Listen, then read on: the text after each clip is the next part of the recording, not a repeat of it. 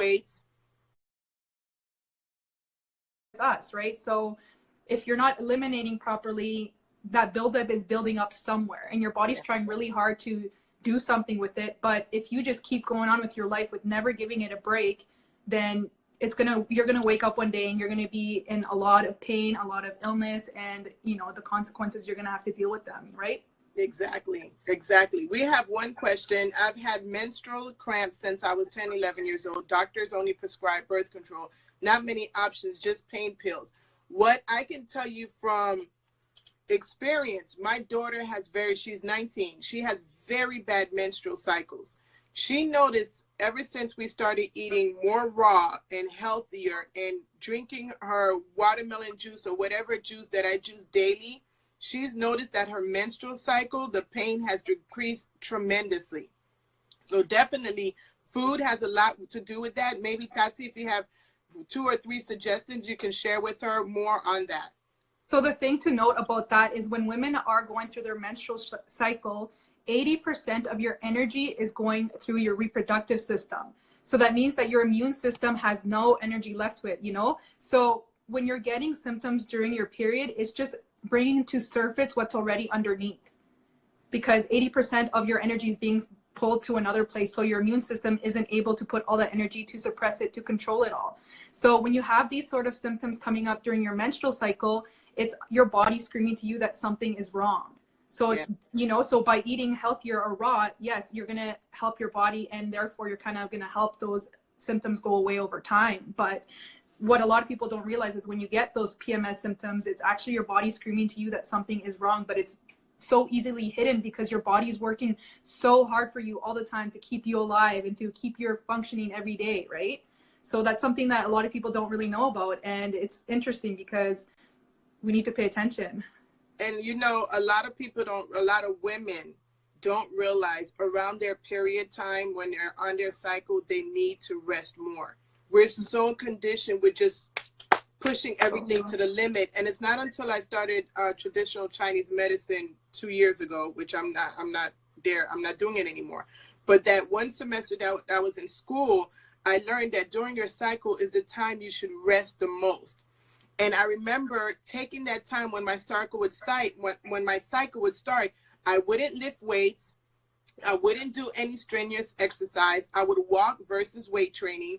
And when I got tired, I didn't push myself to the limit and then relax. I got tired. I was like, okay, my period is on. I'm going to allow myself to sleep for an hour during the day and not feel guilty about it. And I noticed that helped me not to be so drained, because everybody's cycle is different. But for me, because I have such a heavy cycle, my blood levels always drop during my cycle. So I started treating myself better during my cycle so that I didn't feel the effect afterwards. So you have to listen to your body. We live in this world of team no sleep. Yes, it's like we take so much pride in not sleeping, and we don't realize that the damage of not sleeping does to our body. So when your body is tired, don't pull a Red Bull, don't pull Coke, don't pull soda to push you through. Treat your body and say to yourself, I'm going to take this 15, 30-minute nap, and see how when you start implementing that, how that will help. Somebody talked about anxiety. When you don't sleep well, you're going to have anxiety. And a lot of people don't realize that. So just something as simple as going to sleep if you used to sleep at 12, maybe you start going to sleep at 11, you'll start noticing that your anxiety will start to decrease. During my time when my adrenal fatigue was really bad, I knew when my adrenals were completely off by my sleeping pattern. If I didn't sleep well at night, if I didn't go to sleep at a good time, I started really getting anxious during the night. I was like this, wired during the night. And then I started to realize that's because I wasn't sleeping the amount of hours I'm supposed to be sleeping. So I started sleeping earlier. So your body tells you every little thing. It's just you being in tune with your body and listening to your body. Yes, we have doctors. Yes, we have natural doctors. Nobody knows your body like you do. So you have to pay attention. If your doctor is giving you a medication and you feel that it's completely off, say something. Don't just take it because you think they know everything. No, it's your body, and you have to be mindful of it. Somebody asked about CBD oil being healthy, and is it good? Well, my thing with CBD is I know it's like a huge thing right now, and you know I know it helps people with pain and whatever. But at the same time, I want you to ask yourself like, what is causing your well, whatever. Most people take CBD for anxiety or pain problems, whatever. But the question you have to ask is why are you having the anxiety or the pains in the first place? Like, yeah, it helps you out. I think it's very beneficial for a lot of people, and I think it's better than like it's more natural than anything else that's probably out there. But at the same time, like you can't take CBD oil for the rest of your life and hope that's going to fix your problems. You still have to deal with the root cause.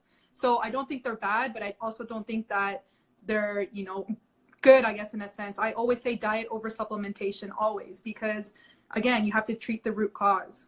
Right now with CBD, you're not taking a chemical medication, you're taking a natural medication, but at the end of the day, you're still putting a Band-Aid over the wound. What causes the wound? What happened? Was it a knife that caused the cut? What's going on with your system that's causing you to be in that pain? So the mentality to start, the direction you want your mentality to go is when something is happening to your body, what is the root cause? You have a headache, you don't pop Tylenol or CBD or whatever. What is causing the headache? Lack of hydration, lack of sleep, too much sodium, something you ate. What is causing the headache? That's the way you guys need to start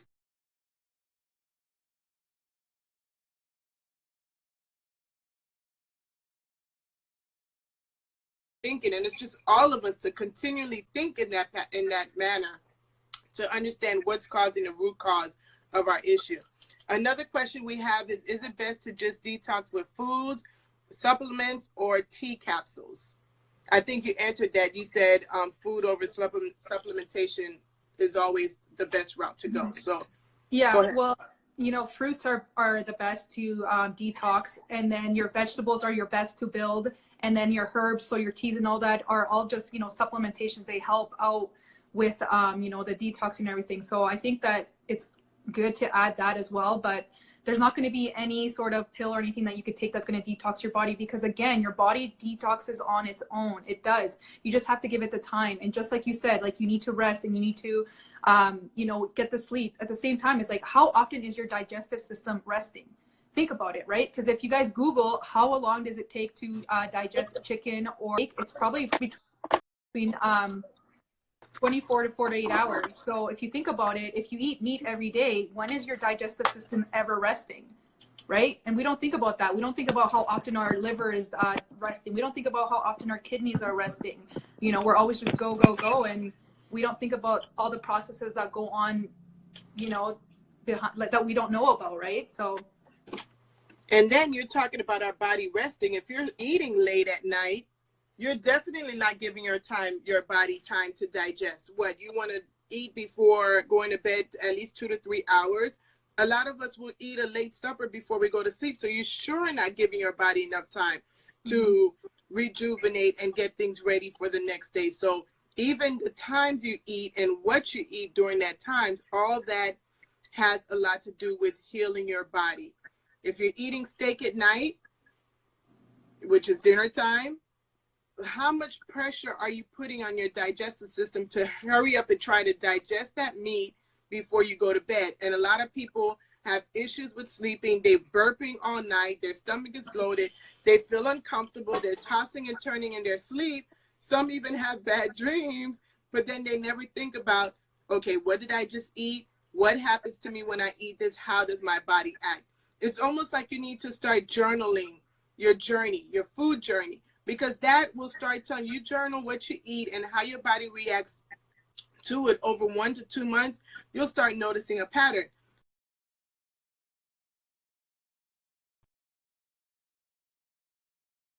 Are we back? Sorry.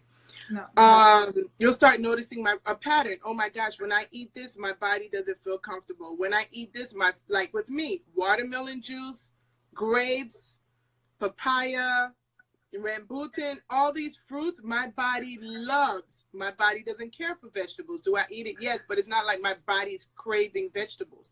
So what do? I give it more of the fruits, and my body thrives off of that. So if you have to write down what you eat and how your body acts, do it for a little while so you can get to know your body better. Let me see what the next question is. Erin Willer, you're a dialysis patient. Oh, wow. So how is your eating, Erin? How's your diet? And I would ask if your kidneys are filtering, which most likely they're not. So that's a test that I always tell people on my stories too, and I don't know if people do or not, but you have to check if your kidneys are filtering, because we have 3 channels of elimination. We're either going to eliminate through our bowels, we're either going to eliminate through our skin or sweat, or we're going to eliminate through our pee, right? Okay, so if you check if you're in the pee in the morning, if you check if you're filtering, you should see sediment at the bottom of your cup. And that is your body getting rid of toxins. If your pee is clear, that means that the toxins are staying in your body. And that's either going to come out in a form of psoriasis, eczema, acne, anxiety, depression, because your body has no way to eliminate it. So the first thing that you have to do is you have to make sure all your channels are working, all your channels of elimination, or you're going to run into trouble. And that's what you're going to have to deal with, you know? Yeah, that's the extent of it. Mm-hmm. Sweet One Oasis says she's ready to be healthier. Congrats, because that's the biggest mindset. Number one, making that decision and then start working towards it little by little. That's the first advice I can give you.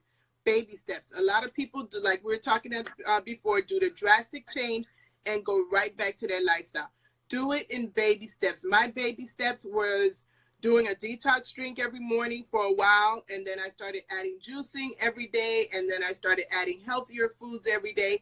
Am I doing it 24/7, and am I consistently eating 100%? No. But at least to me, every day I wake up, I can be proud of myself when I go to sleep and I say, oh, I had my watermelon juice, I had my salad, I had my fruits, I had my vegetables, which is completely different of how I used to live more than 6 months ago. 6 months ago, I wasn't eating fruits or vegetables. So it's a baby steps, but good steps. So always thinking in little increments. That's what makes the biggest changes. Yeah, and your palate will change over time too. Like for me as well, when I first started, you know, I transitioned to kind of a plant-based diet first, and same thing with me. Like I wasn't really eating vegetables and all that, and now my palate changed where I wake up in the morning and I crave juices. Like I love it. Like I can't wait to have watermelon juice. I can't wait to have cucumber juice. I can't wait to have celery juice. Like I love it so much. And I never thought I would have, you know, I eat salads alone now, whereas before I needed to drown them in like a creamy dressing. Right? So your palate does change over time and your body gets used to it, and then your cravings start to go away. So oh, and speaking of craving, we have another statement here. Currently working on this sugar addiction. It's hard. That's why I need a good detox. Yeah, sugar is really hard to get rid of. And if you're craving a lot of sugar, it might be possible that you have a parasite as well. A lot of us have parasites and don't even know about it, and that's what causes a lot of our cravings. Like you'll notice if you eat pizza or those kind of bad foods, it's really hard to break. That could be that you have a parasite in you that needs to be cleansed. I can attest to that. That was my issue. I craved sugar and sweets all the time. I started detoxing. One thing you need to pay attention to while you pay attention to your urine, pay attention to your poop, because your poop says a lot about your body. And in paying attention to my poop, I found parasites. So I do not crave chocolates and sugar and sweets. I can go to a party and not touch one of the cakes, whereas before I was tasting everyone. Yeah. So maybe I'll have a cake once every 2-3 weeks. So definitely look into parasites. Google parasites. What are the symptoms? How does it act on your symptoms? Because a lot of the symptoms we're talking about also has to do with how your body acts when you have parasites. Don't think of it as being nasty and ill. Oh, no, I can't see that kind of stuff. Because while you're not seeing it, it's in your body. So you want to get rid of it. Let's see here. Yes, I tried before, but it was not gradually. So now, Sweet One Oasis. Oh, Sweet Honey Oasis. Do it gradually. Yo, I'm so blind. Do it gradually, baby steps. Ask yourself, what can you start doing over this week? Pick one thing that you can start doing. Maybe juicing every 2-3 days. Maybe just even something as simple as drinking 50 ounces of water throughout the day. Pick one thing to start changing, and you'll notice you'll start feeling good with that one change, and then you're going to start adding more adding more and adding more. So that's how you need to look at it. Yeah. And then you'll start to see stuff like come out of your body that it's not supposed to be in there. Usually what I suggest too is, or recommend is to have breakfast, fruit in the morning, because it's the easiest to digest, right? So it takes the least amount of energy to digest, and then your body has more energy to working on everything else, like to regenerate, to rejuvenate, and heal. So if you eat things that are really easy to digest, that's why juicing in the morning is so beneficial as well, because not only are you getting an instant infusion of nutrients right into your cells, but you're giving your digestion a break. So Yes. then you have way more energy to be alert, to do your work, to exercise, do whatever you like in the morning. And it's so beneficial. So that's like a slow transition you can do. And then you'll start to see, oh, you know what, it's noon and I'm not even that hungry. Okay, I'll snack on some fruits and veggies or whatever. And then dinner comes, and then you're like, oh my God, you realize how much you were overeating, because when you eat fruits or juice, you're actually getting all the nutrients. So you're getting quantity over quality, right? Because you notice if you can sit there and eat a bag of chips, no problem. But if you sit there and try to eat a bag of apples, guaranteed you won't be able to even finish half, because you're so full. You're satisfied. Your body's getting the nutrients it needs. So that's a good way to start. And I want to reiterate what Tatiana said. One thing I noticed with me, because I'm still new to this journey, I'm probably 6 months in, but the biggest thing for me was shifting my mind on accepting fruits by itself as a meal. At first, it'd be like, oh no, I need to have something else, because you're used to a big bowl of oatmeal with a big sandwich or ham and eggs and all that stuff. And then you put all that away and you're having a big bowl of watermelon in front of you, and you're feeling like, at first you're looking at it like this is not enough. Yeah, but when then you start eating it and you're like on the 5th or 6th piece of watermelon, you're like, I'm full already. Yeah. So it's a whole total mindset. Just allow your body and your mind to go through that transition. Eating fruits in the morning is so amazing. I noticed that when I don't have my fruits in the morning, first I overeat during the day. Sometimes I'm like, why am I eating so much? And I'm like, I didn't have my fruits. And then it really gives you a lot of energy. So one thing you could start doing, you may say, okay, you know what? Tomorrow for the next week, I'm going to start with eating fruits in the morning. Let me start with a watermelon. Go get your big watermelon, cut it up in small pieces, and dedicate the next 3-4 days to start eating first thing in the morning watermelons for your breakfast, and see how your body feels. My body loves watermelon so much that when I work out, I have to have a watermelon juice. That gives me energy. I'm so gun-ho when I'm working out with my watermelon juice that my 19-year-old and my 20-year-old are annoyed with me, because I'm like, yeah, let's go. I'm pumping weights. I'm lifting 30 pounds on that machine, and they're looking at me like, oh, that's too heavy. And I'm 44, so I'm like, oh, I can lift heavier than them. So then I become cocky. But it's not me. It's the watermelon juice that gives me so much energy, and it fuels my muscles. So even, again, baby steps. If you start with watermelon juice or water or juicing, if you have a juicer, don't make it complicated. That's one thing I don't want you guys to do, to get off this phone call and feel like, oh my gosh, it's overwhelming. Start with one and start with what you have. If you don't have a juicer and you have a blender, blend the watermelon, strain it, and drink it. Now, one thing that I wanted to reiterate, that's what I was trying to remember earlier. Tatiana mentioned about juicing and the benefits of juicing. The difference between juicing and smoothies, when you juice, you do not have the fiber in the juice. So when you drink it, it goes directly into your cells, directly into your bloodstream. It bypasses the digestive system. So if you're prone to bloating and inflammation and issues with your digestive system, whereas you may eat watermelons and your body doesn't absorb all the nutrients like it should because it's going through the digestive system, when you're juicing, it bypasses the digestive system and goes to your bloodstream. So if you're having issues with your belly, the digestive system, definitely start juicing so your body can get the nutrients it needs while your digestive system starts to heal. And rest. It gives it a lot of rest, which is really nice.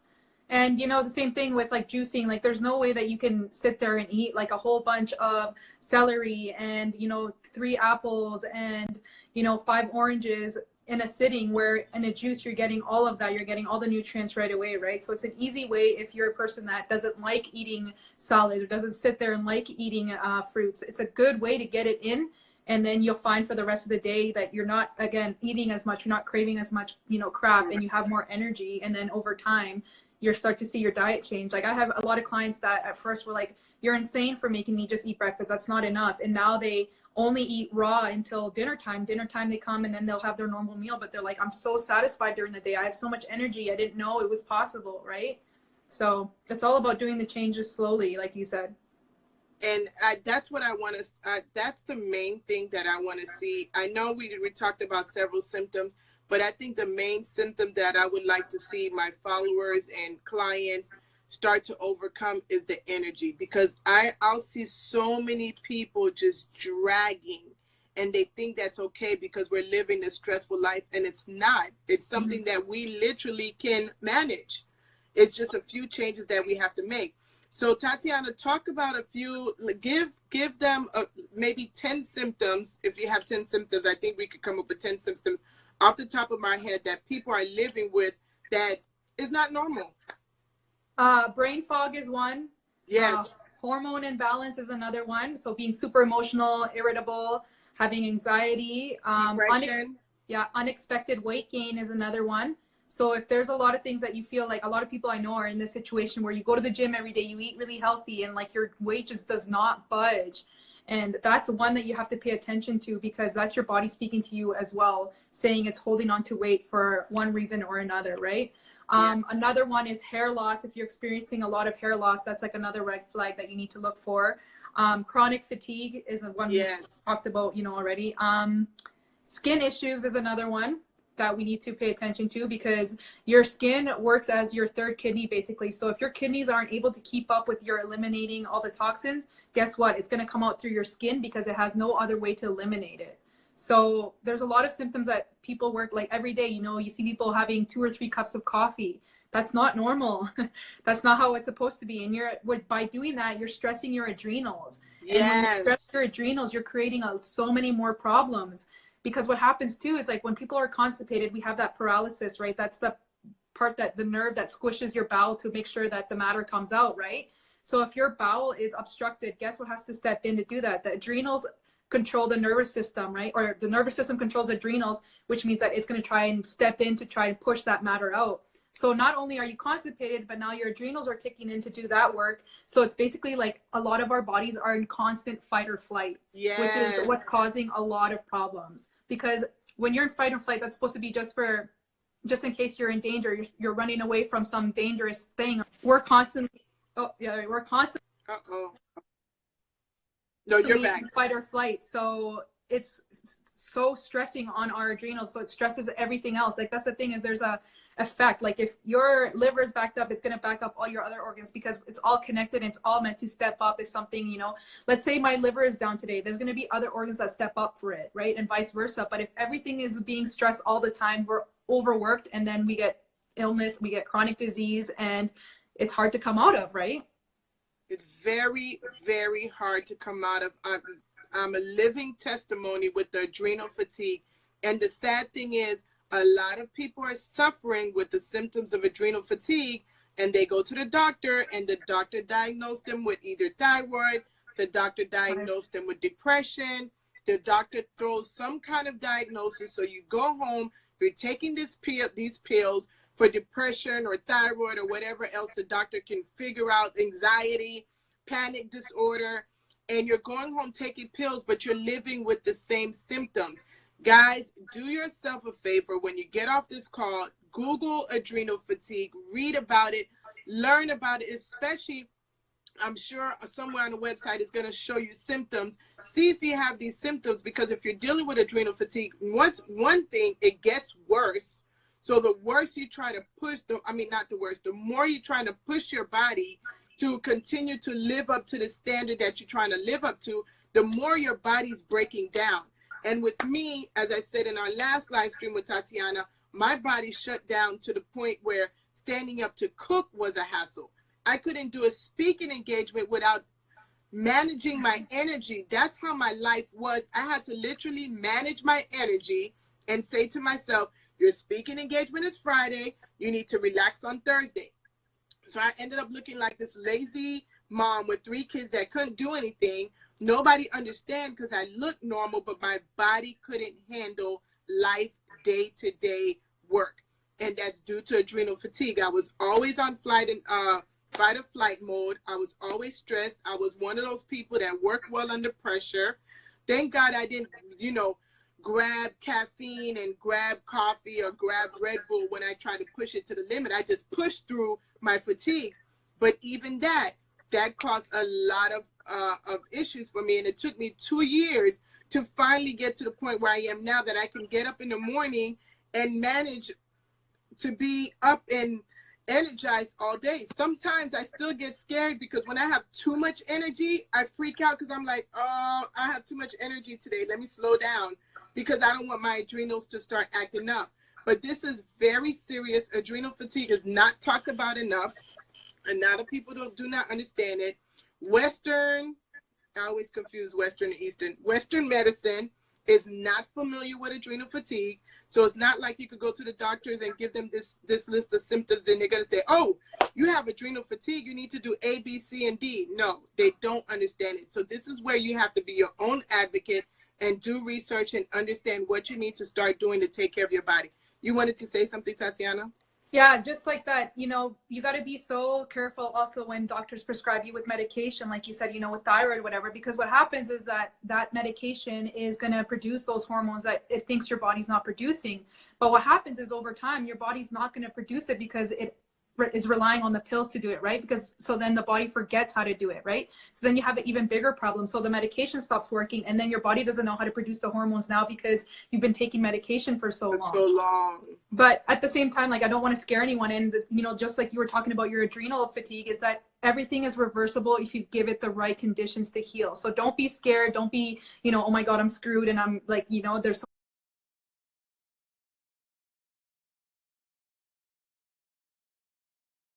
much going on. It's all reversible if you give your body the right condition. And a lot of people don't want to change their lifestyle, and that's fine. If you're not that sick and you don't want to, that's fine. But everyone should at least detox a couple times a year to give their body that break so that they're able to maintain their lifestyle for years to come.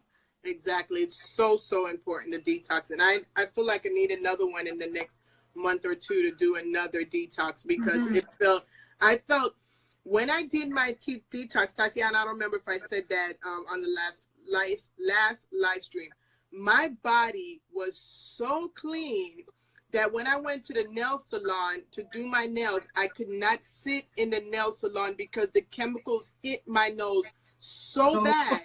Like my senses, I felt like a dog. I could smell everything. And that's because my system was so clean. So that showed me like, wow, I've been living years of not realizing how toxic my system was. So detoxing is very imperative. If you're struggling with symptoms and you're not understanding your symptoms, you can reach out to Tatiana or myself, drop us a DM, ask questions. We are here to help you. We're both passionate about helping people feel better. Like I said, I was in your shoes, feeling that all the symptoms I had was normal. I used to wake up days where I was feeling off. So I wasn't sure if I was going to have a good day or not, a bad day. I would feel little crawly stuff in my head. I haven't felt that in a while. Yes. I think it was parasites. Yeah, I was going to say, I'm like, if you feel something moving in your head, it's most likely parasites. Oh my God. I used to feel them here and I used to feel them here. One time I felt it come over here. Do you know how creepy that feels? And then I had to tell myself, detox, detox, detox, because they're going to keep crawling here. Lord knows if they're going to go in my brain, I need to get these suckers out. So I've been detoxing and I haven't felt that in a long time. But that's how in tune you need to be with your body, because I used to feel these for over 2 years and never did I realize that it could be a parasite. I just thought it was fluid going through my brain that just started all of a sudden. But then when I started studying, I'm like, oh my gosh, this is what's going on. So if there's anything that you guys take away, number one, be your own advocate for your health. Take time to understand your health. You do not put your health 100% in the hands of somebody else without trying to understand your health at the same time. Not